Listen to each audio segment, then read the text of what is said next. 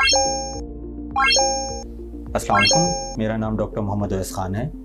मैं Liaquat national hospital के अंदर इन्फेक्शियस डिजीज डिपार्टमेंट के अंदर कंसल्टेंट हूँ। आज हम बात करेंगे मंकी पॉक्स वायरस के हवाले से, जिसके बारे में आलमी इदारा सेहत ने एक वार्निंग इशू की है। ये वायरस बेसिकली 1958 में बंदरों के अंदर फर्स्ट टाइम रिपोर्ट हुआ था, जिसका फर्स्ट ह्यूमन केस 1970 में रिपोर्ट हुआ।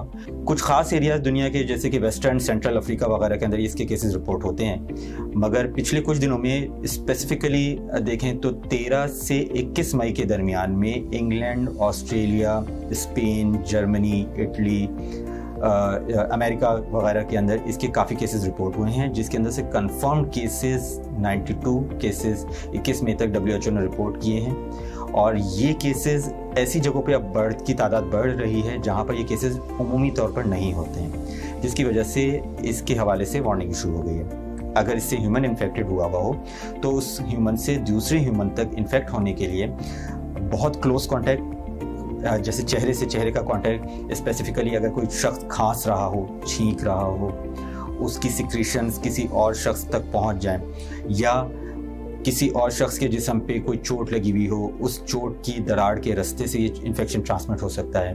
उसके अलावा ये इन्फेक्शन ऐसी चीज़ जो कि किसी मुतासिरा शख्स के इस्तेमाल में रही हो, जैसे कि उसकी चादर, टेबल, दरवाज़ा की नॉब वगैरह, वहाँ से कोई अगर और शख्स उसको ऐसी सरफेसेस को हाथ लगाए, वहाँ से ये ट्रांसमिट हो सकता है।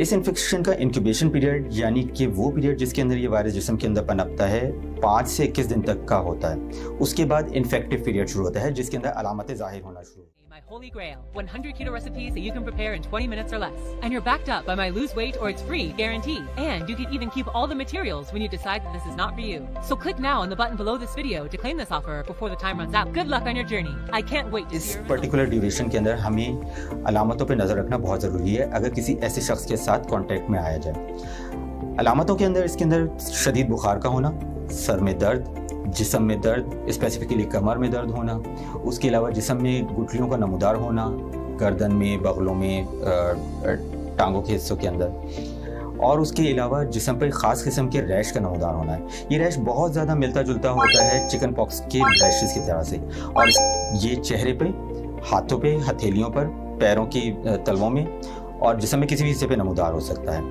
जब तक ये रैश जिस्म पर मौजूद रहता है, इस वायरस के फैलने का ख़दशा मौजूद रहता है, मगर जब ये वायरस जैसे जैसे ये रैश रिजॉल्व होता चला जाता है, ड्राई हो जाता है और आखिरी में बिल्कुल ड्राई होकर झड़ जाता है, उसके बाद ये वायरस नहीं रहता जिस्म में बाकी।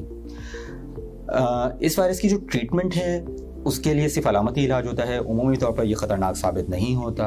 अलामती इलाज के अंदर बुखार के लिए बुखार की अद्वियात दी जाती हैं, पानी का इस्तेमाल अच्छे से कराया जाता है, और अगर कोई और तकलीफ हो तो उसके लिहाज से उसका इलाज किया जाता है, मगर आपका मुआलिज ही फैसला करेगा कि क्या उसकी ज़रूरत है या नहीं है। अहम बात यह है कि ये वायरस की इन्फेक्शन के साथ अगर इन तमाम अलामतों में बुखार या रैशेज़ के साथ कोई भी शख्स आपके मिलने जुलने वालों में मौजूद हो, आपको ख़ुद को ऐसी अलामतें हो रही हों, बिलखुसूस जैसे मैंने बताया इन ममालिक जिनके अंदर ये केसेस रिपोर्ट हुए हैं वहाँ पर ट्रैवलिंग रही हो, तो ये इम्पॉर्टेंट है कि इस केस को फौरी तौर पर किसी करीबी हॉस्पिटल में जाकर इन्फॉर्म किया जाए, ताकि वो मज़ीद आगे इन केसेस को जो हसास इदारे होते हैं उनको इन्फॉर्म कर सकें और इनकी रोकथाम का सिलसिला किया जा सके।